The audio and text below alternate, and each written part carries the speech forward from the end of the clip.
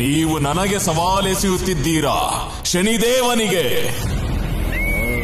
ತುಂಬಾ ಅಹಂಕಾರ ಇದೆ ಅಲ್ಲವೇ ನಿಮ್ಮ ಶಕ್ತಿಯ ಮೇಲೆ? ನಿಮಗೆ ನಿಮ್ಮ ಈ ದುಸ್ಸಾಹಸಗಳ ಮೇಲೆ ಅಂಕುಶವಾಕಲು ನಾವು ಇದನ್ನೆಲ್ಲ ಮಾಡಬೇಕಾಯಿತು ಮಾರುತಿ.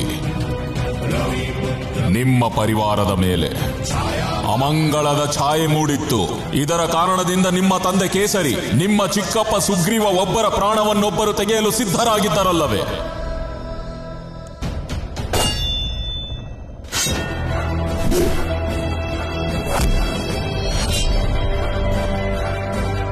ನಿಮಗೆ ಪಾಠ ಕಲಿಸುವುದಕ್ಕಾಗಿಯೇ ನಾವು ನಿಮ್ಮ ತಾಯಿಯನ್ನು ವಶಪಡಿಸಿಕೊಂಡೆವು ಮಾರುತಿ.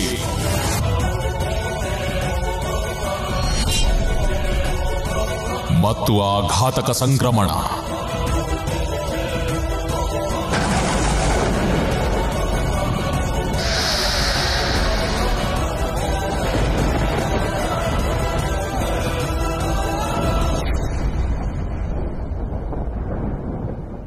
ಮತ್ತು ಕೊನೆಯದಾಗಿ ನೀವು ನಮ್ಮ ತಾಯಿಯನ್ನ ನಮ್ಮಿಂದ ಕಿತ್ಕೊಂಡ್ರಿ.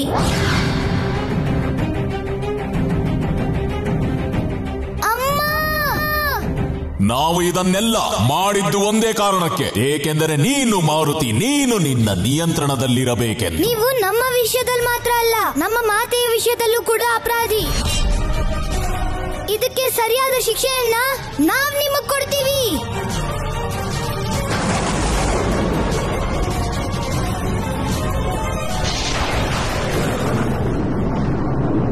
ಇದೇ ನೋಡಿ ಮಾರುತಿಯ ನ್ಯಾಯ. ಜೈ ಶ್ರೀರಾಮ.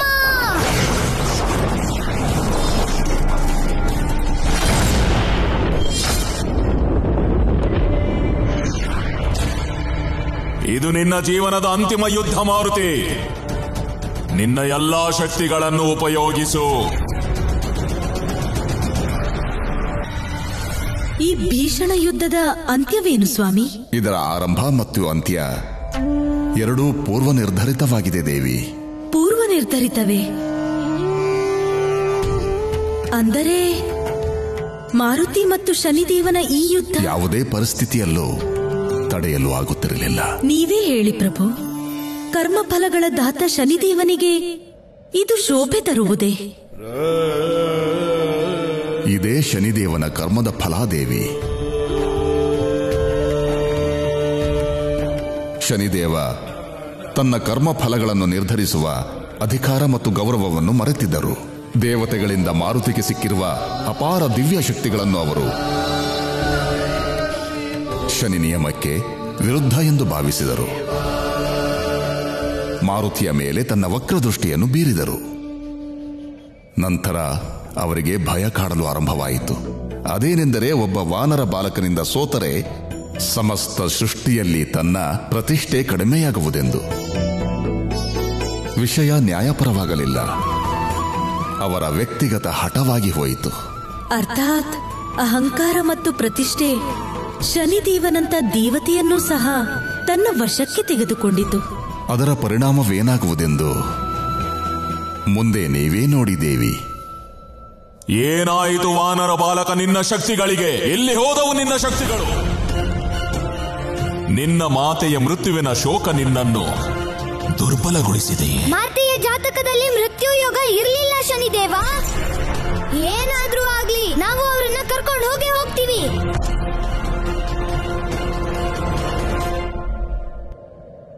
ಜೈ ಶ್ರೀರಾಮ.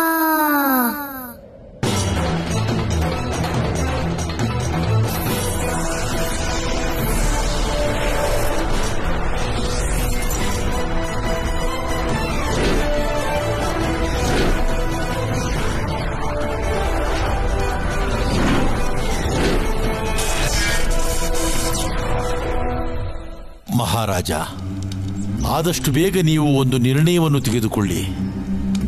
ಸಮಯ ಕಡಿಮೆ ಇದೆ.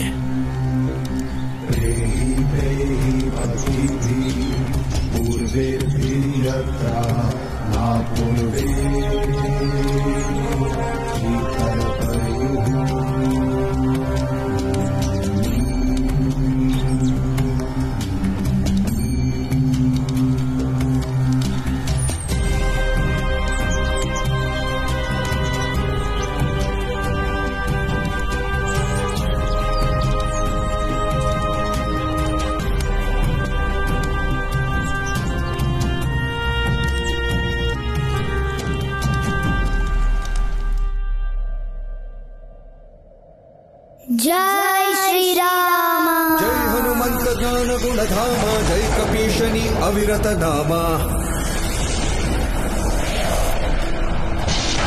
ಜೈ ಹನುಮಂತ ಜ್ಞಾನ ಗುಣಧಾಮ ಜೈ ಕಪೀಶನಿ ಅವಿರತ ನಾಮ ರಾಮದೂತ ತುಲಿತ ಬಲಧಾಮ ಅಂಜನಿ ಪುತ್ರ ಪವನ ಸುತ ನಾಮ ಮಹಾವೀರ ವಿಕ್ರಮ ಬಜರಂಗಿ ಕುಮತಿ ನಿವಾರ ಸುಮತಿಯ ಸಂಗಿ ಶಂಕರ ರೂಪನೆ ಕೇಸರಿ ಸುತನೆ ತೇಜ ಪ್ರತಾಪನೆ ಜಗವಂದಿತನೆ ಜೈ ಹನುಮಂತ ಜ್ಞಾನ ಗುಣಧಾಮ ಜೈ ಕಪೀಶನಿ ಅವಿರತ ನಾಮ ಹಸ್ತದಿ ಧ್ವಜ ವಜ್ರವು ಕಂಗೊಳಿಸಿ ನಿನ್ನಯ ಹೃದಯದಿ ರಾಮನು ನೆಲೆಸಿ ಶಂಕರ ರೂಪನೆ ಕೇಸರಿ ಸುತನೆ ತೇಜ ಪ್ರತಾಪನೆ ಜಗವಂದಿತನೆ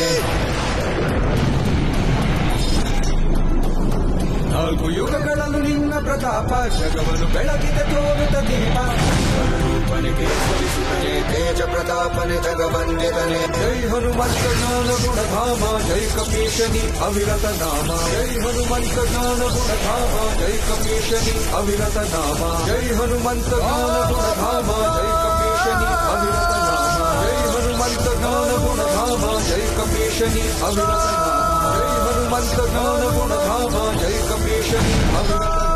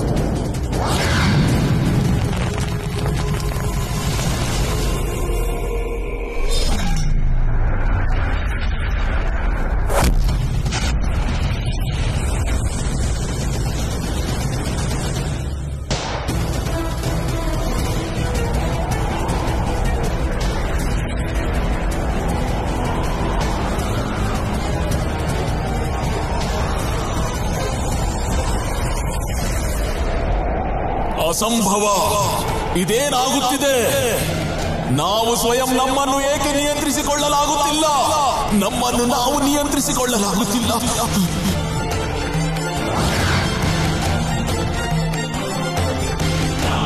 ತ್ರಾಹಿ ಮಾಂ, ತ್ರಾಹಿ ಮಾಂ,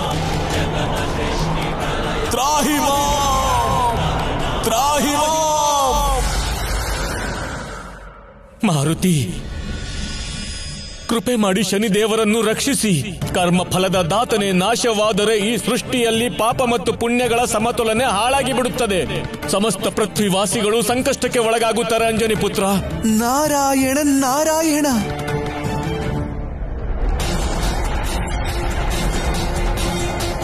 ನಾನು ಮಹಾದೇವನ ಪರಮಭಕ್ತ ದದೀಚಿ ಭವಿಷ್ಯ ನುಡಿಯುತ್ತಿದ್ದೇವೆ. ಮುಂದಿನ ತ್ರೇತಾಯುಗದಲ್ಲಿ ನಿಮ್ಮನ್ನು ದಂಡಿಸಲು ಬರುತ್ತಾರೆ ಒಬ್ಬ ಮಹಾಬಲಿ ವಾನರ. ಸತ್ಯವಚನ ಋಷಿ ದದೀಚಿ, ನಿಮ್ಮ ಮಾತು ಸತ್ಯವಾಯಿತು ಋಷಿ ದದೀಚಿ.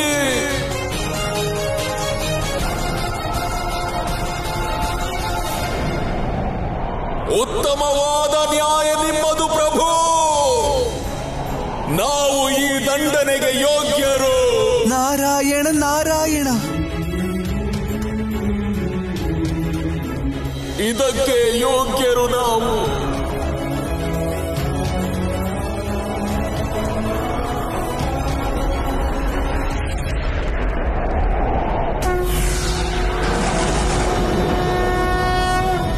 ಮಹಾದೇವ,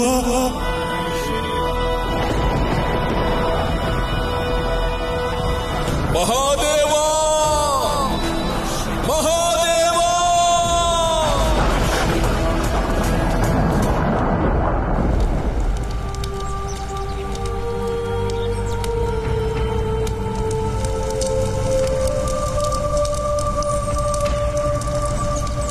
ಜೈ ಹನುಮಂತ ಜ್ಞಾನ ಗುಣಧಾಮ ಜೈ ಕಪೀಶ ಮಾರುತಿ, ನಾವು ನಿಮ್ಮ ಮಾತೃಶ್ರೀಯವರನ್ನು ಶನಿಮಾರಕ ದೋಷದಿಂದ ಮುಕ್ತಗೊಳಿಸುತ್ತಿದ್ದೇವೆ. ಹನುಮಂತ ಜ್ಞಾನ ಗುಣಧಾಮ ಜೈ ಕಪೀಶನಿ ಅವಿರತ ನಾಮ ರಾಮದೂತ ತುಲಿತ ಬಲಧಾಮ ಅಂಜನಿ ಪುತ್ರ ಪವನ ಸುತ ನಾಮ ಮಹಾವೀರ ವಿಕ್ರಮ ಬಜರಂಗಿ ಕುಮತಿ ನಿವಾರ ಸುಮತಿಯ ಸಂಗಿ ಶಂಕರ ರೂಪನೆ ಕೇಸರಿ ಸುತನೆ ತೇಜ ಪ್ರತಾಪನೆ ಜಗವಂದ್ಯತನೆ ಜೈ ಹನುಮಂತ ಜ್ಞಾನ ಗುಣಧಾಮ ಜೈ ಕಪೀಶನಿ ಅವಿರತ ನಾಮ ಹಸ್ತದಿ ಧ್ವಜ ವಜ್ರವು ಕಂಗೊಳಿಸಿ ನಿನ್ನಯ ಹೃದಯದಿ ರಾಮನು ನೆಲೆಸಿ ಶಂಕರ ರೂಪನೆ ಕೇಸರಿ ಸುತನೆ ತೇಜ ಪ್ರತಾಪನೆ ಜಗವಂದ್ಯತನೆ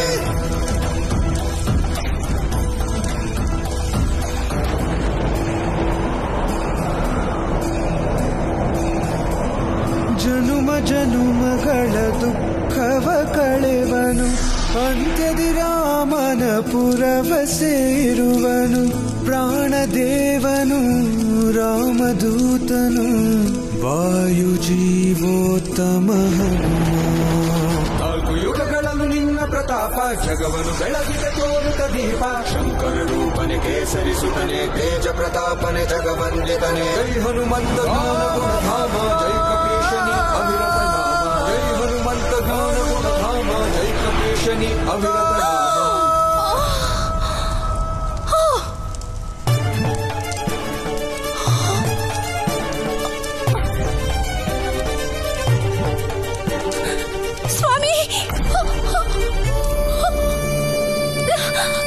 ಅಂಜನಿ,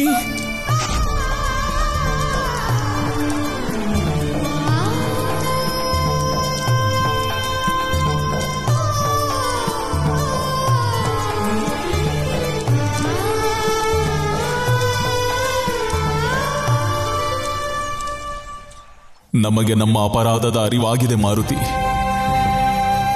ನಿಮ್ಮ ಮಾತೃಶ್ರೀಯವರನ್ನು ಶನಿಮಾರಕ ದೋಷದಿಂದ ಮುಕ್ತಗೊಳಿಸಿದ್ದೇವೆ. ಹೇ ಮಾರುತಿ, ನಿಮ್ಮ ಮಾತೆಯ ಪ್ರಾಣವನ್ನು ಹಿಂತಿರುಗಿಸಿದ್ದೇವೆ. ಇದೆಲ್ಲ ಏನು ಸ್ವಾಮಿ? ನಾವು ಹೇಗೆ ಇಲ್ಲಿ? ಅದು ನೀವು ಅಂಜನಿ, ನಿಮಗೇನಾಗಿಲ್ಲ ತಾನೆ? ನಮಗೇನು ಆಗಿಲ್ಲ, ಆದರೆ ನಮಗೆ ಚಿತೆ, ನಾವು ಚಿತೆಯಲ್ಲಿ ಭಸ್ಮವಾಗಿ ಬಿಡುತ್ತಿದ್ದೆವು. ಏನಿದು ಸ್ವಾಮಿ? ನಿಮ್ಮನ್ನು ಕಳೆದುಕೊಂಡೆವೆಂದು ನಾವೆಲ್ಲರೂ ಅಂದುಕೊಂಡಿದ್ದೆವು. ನೀವಿಲ್ಲದೆ ನಾವು ಹೇಗೆ ಬದುಕುವುದು ಎಂದು ಯೋಚಿಸುತ್ತಿದ್ದೆವು ಅಂಜನಿ. ಸ್ವಾಮಿ, ನನಗೇನು ಅರ್ಥ ಆಗ್ತಾ ಇಲ್ಲ. ದೇವಿ ಅಂಜನಿ, ನಿಮಗೆ ತಿಳಿದಿದೆಯೇ ಮಹಾರಾಣಿ, ನಿಮಗಿಂದು ಪುನರ್ಜನ್ಮ ಲಭಿಸಿದೆ. ಶನಿಯ ವಕ್ರದೃಷ್ಟಿಯೇ ಇದಕ್ಕೆಲ್ಲ ಕಾರಣವೆಂದು ನಮಗನಿಸುತ್ತಿದೆ.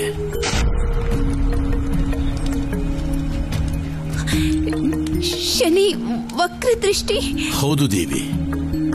ಇಂದು ಇಲ್ಲಿ ಏನೆಲ್ಲ ನಡೆಯಿತೋ ಅದು ಯಾವ ದಿವ್ಯ ಚಮತ್ಕಾರಕ್ಕೂ ಕಡಿಮೆ ಇರಲಿಲ್ಲ. ದೇವಿ, ಇದನ್ನೊಂದು ಕೆಟ್ಟ ಕನಸೆಂದು ಮರೆತು ಬಿಡಿ. ಹೌದು ಅಂಜನಿ, ಮಹಾದೇವನ ಕೃಪೆಯಿಂದ ನಿಮಗೆ ಹೊಸ ಜೀವನ ಪ್ರಾಪ್ತಿಯಾಗಿದೆ. ಹೇ ಮಹಾದೇವ, ನಿಮಗೆ ಕೋಟಿ ಕೋಟಿ ಧನ್ಯವಾದಗಳು.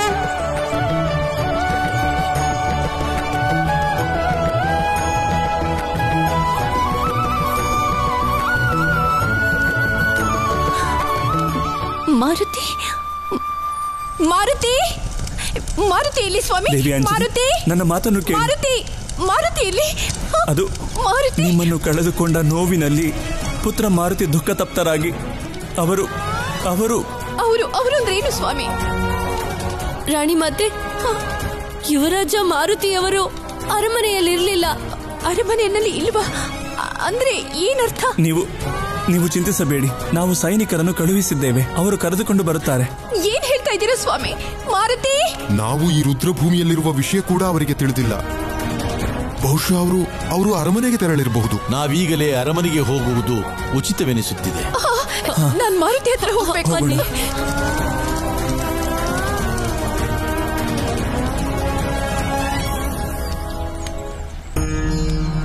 ಶನಿದೋಷವನ್ನು ಶನಿದೇವರು ಮಾತ್ರ ನಿವಾರಿಸಲು ಸಾಧ್ಯ. ಮಾರುತಿಯ ಅನುಪಸ್ಥಿತಿಗೂ ಇಲ್ಲಿ ಶನಿದೋಷ ನಿವಾರಣೆಯಾದುದಕ್ಕೂ ಏನಾದರೂ ಸಂಬಂಧವಿರಬಹುದೇ?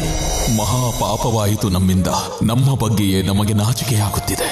ನಮ್ಮ ಅಸ್ತಿತ್ವ ಕರ್ಮಫಲದಾತನೆಂಬ ನಮ್ಮ ಪದವಿಯಿಂದಲೇ ಇದೆ.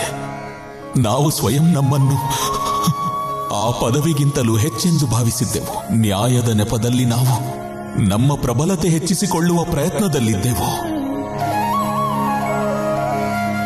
ಹೇ ಮಾರುತಿ, ನಮ್ಮಿಂದ ಅಪರಾಧವಾಗಿದೆ. ನಾವು ಶಿಕ್ಷೆಗೆ ಅರ್ಹರು, ಶಿಕ್ಷೆಗೆ ಅರ್ಹರು ಪ್ರಭು. ನಮ್ಮ ಅಮ್ಮ ಹೇಳ್ತಿದ್ರು, ಯಾರು ತಮ್ಮ ತಪ್ಪನ್ನ ಒಪ್ಕೊಳ್ತಾರೋ ಅವರು ಶಿಕ್ಷೆಗಲ್ಲ ಕ್ಷಮೆಗೆ ಯೋಗ್ಯರು ಅಂತ. ನಮ್ಮ ಮನಸ್ಸಿನಲ್ಲಿ ನಿಮ್ಮ ಬಗ್ಗೆ ಯಾವುದೇ ದ್ವೇಷ ಇಲ್ಲ ಶನಿದೇವ. ನಮ್ಮ ಅಮ್ಮ ಬಂದು ನಮ್ಮನ್ನ ಪ್ರೀತಿಯಿಂದ ಅಪ್ಕೊಳ್ಳೋ ಸಮಯಕ್ಕಾಗಿ ನಾವು ಕಾಯ್ತಾ ಇದ್ದೀವಿ. ವಿಶಾಲ ಹೃದಯ ನಿಮ್ಮದು ಪ್ರಭು. ಹಾಗೆ ಹೇಳ್ಬೇಡಿ ಶನಿದೇವ. ಸರಿಯಾದ ಸಮಯದಲ್ಲಿ ನಿಮಗೆ ನಿಮ್ಮ ತಪ್ಪಿನ ಅರಿವಾಗಿದೆ. ಅದೇ ತುಂಬಾ ದೊಡ್ಡ ವಿಷಯ. ನಿಮಗ್ ಹೇಗ್ ಹೇಳುದು ಶನಿದೇವ? ಮಾತೆಯ ಬಾಯಿಂದ ಮಾರುತಿ ಅನ್ನೋ ಮಾತನ್ನ ಕೇಳ್ಬೇಕು ಅಂತ ನಮ್ಮ ಮನಸ್ಸು ಚಡಪಡಿಸ್ತಾ ಇದೆ. ಮಾತೆಯನ್ನ ನೋಡೋ ಆಸೆ ಪ್ರತಿ ಕ್ಷಣ ಹೆಚ್ಚಾಗ್ತಾನೇ ಇದೆ. ಹೇ ಮಾರುತಿ, ನಮ್ಮ ಅಹಂಕಾರದಲ್ಲಿ ನಾವು ಮರೆತು ಬಿಟ್ಟೆವು. ಒಬ್ಬ ಪುತ್ರನಿಗೆ ತನ್ನ ತಾಯಿಯ ವಾತ್ಸಲ್ಯ ಎಷ್ಟಿರುತ್ತದೆ ಎಂದು. ನಮ್ಮನ್ನು ಕ್ಷಮಿಸಿ ಬಿಡಿ ಪ್ರಭು. ದೇವಿ ಅಂಜನಾಳಂತಹ ದೈವಿಕ ಸ್ತ್ರೀಯ ಮೇಲೆ ನಾವು ನಮ್ಮ ವಕ್ರದೃಷ್ಟಿಯ ವಿಕೋಪ ಬೀರಿದೆವು. ಧಿಕ್ಕಾರವಿರಲಿ ನಮ್ಮ ಮೇಲೆ ಪ್ರಭು, ಧಿಕ್ಕಾರವಿರಲಿ. ನಮ್ಮ ಮಾತೆ ಸುರಕ್ಷಿತವಾಗಿದ್ದಾರೆ ಅಲ್ವಾ? ಮತ್ತೆ ಯಾಕೆ? ಏಕೆಂದರೆ ಆ ಮಹಾಪಾಪದ ಕಳಂಕ ನಮ್ಮ ಮೇಲಿದೆ ಮಾರುತಿ, ನಮ್ಮ ಮೇಲೆ. ಮತ್ತು ಈ ಪಾಪವನ್ನು ನಾವೇ ಅಳಿಸಬಲ್ಲೆವು. ಸತ್ಯವೇನೆಂದರೆ ಯಾವ ಮಾತೆಗೆ ನಿಮ್ಮಂತಹ ಪುತ್ರನಿರುವನೋ ಅವರನ್ನು ಯಾರೂ ಏನು ಮಾಡಲು ಸಾಧ್ಯವಿಲ್ಲ. ಆದರೂ ನಾವು ಕರ್ಮಫಲದಾತ ಶನಿದೇವ ವಚನ ನೀಡುತ್ತಿದ್ದೇವೆ ನಿಮಗೆ. ನಿಮ್ಮ ಮಾತೃಶ್ರೀಯವರ ಮೇಲೆ ನಮ್ಮ ವಕ್ರದೃಷ್ಟಿ ಎಂದಿಗೂ ಬೀಳುವುದಿಲ್ಲ. ನಮ್ಮಿಂದ ಅವರಿಗೆ ಎಂದಿಗೂ ಯಾವ ತೊಂದರೆಯೂ ಆಗುವುದಿಲ್ಲ ಮತ್ತು ಎಂದಿಗೂ ಅವರಿಗೆ ಅಕಾಲ ಮೃತ್ಯು ಸಂಭವಿಸುವುದಿಲ್ಲ. ಧನ್ಯವಾದಗಳು ಶನಿದೇವ. ನಾವೀಗ ಸುಮೇರುಗ್ ಹೋಗ್ಲೇಬೇಕಾಗಿದೆ. ನಮ್ಮದು ಒಂದು ವಿನಂತಿ ಪ್ರಭು. ನಾವು ನಿಮ್ಮ ವಿಷಯದಲ್ಲಷ್ಟೇ ಅಲ್ಲ, ನಿಮ್ಮ ತಾಯಿಯ ವಿಷಯದಲ್ಲೂ ತಪ್ಪು ಮಾಡಿದ್ದೇವೆ. ಒಂದು ವೇಳೆ ನಾವು ನಿಮಗೆ ವರದಾನ ನೀಡಬಹುದಾದರೆ ಅದು ನಮ್ಮ ಸೌಭಾಗ್ಯವೆಂದು ಭಾವಿಸುತ್ತೇವೆ. ಇದರಿಂದ ನಮ್ಮ ಪಾಪಕ್ಕೆ ಪ್ರಾಯಶ್ಚಿತವಾಗಬಹುದು. ಅದರ ಅವಶ್ಯಕತೆ ನಮಗೆ ಇಲ್ಲ ಶನಿದೇವ. ನಮ್ಮ ಮನಸ್ಸಿನಲ್ಲಿ ಕೇವಲ ನಮ್ಮ ಮಾತೆಯನ್ನ ನೋಡೋ ಇಚ್ಛೆ ಮಾತ್ರ ಇದೆ. ದಯಮಾಡಿ ನಮ್ಮನ್ನ ಕ್ಷಮಿಸಿ. ನನಗೆ ಅರ್ಥವಾಯಿತು ಪ್ರಭು. ನಿಮ್ಮ ಮನಸ್ಸು ನಿಮ್ಮ ತಾಯಿಯ ಕಡೆಯೇ ಇದೆ. ಹೇ ಮಾರುತಿ, ಎಂದಾದರೂ ನೀವು ಸಂಕಷ್ಟಕ್ಕೆ ಸಿಲುಕಿ ನಿಮಗೆ ಸಹಾಯ ಬೇಕೆಂದೆನಿಸಿದರೆ ನಾವು ನಿಮಗೆ ಸಹಾಯ ಮಾಡಲು ಆ ಕ್ಷಣವೇ ಪ್ರಕಟವಾಗಿ ಬಿಡುತ್ತೇವೆ ಪ್ರಭು.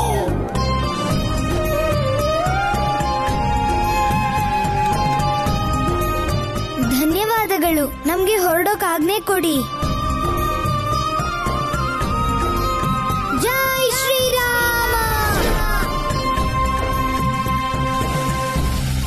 ಮಾರುತಿ, ಮಾರುತಿ,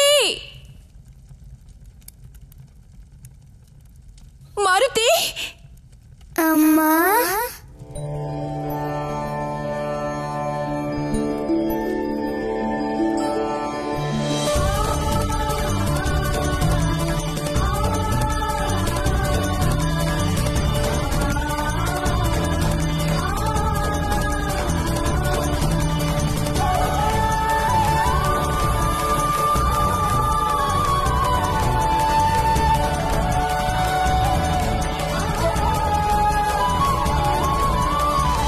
ಮಾರುತಿ, ಪುತ್ರ ಮಾರುತಿ,